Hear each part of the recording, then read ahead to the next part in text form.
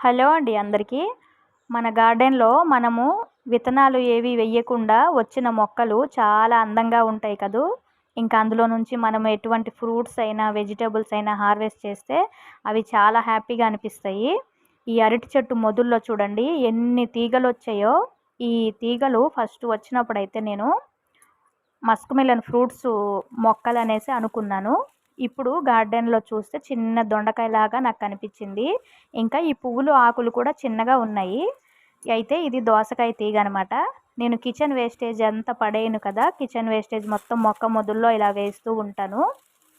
అందులో నుంచి వచ్చిన మొక్కలనమాట ఈ దోసకాయ మొక్కలు. చాలా క్యూట్‌గా ఉంది దోసకాయ అయితే. చాలా బావుందండి.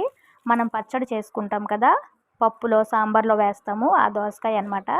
చిన్న దోసకాయ చాలా బావుంది. హార్వెస్ట్ చేసేస్తున్నానండి. థ్యాంక్ యూ అండి అందరికీ.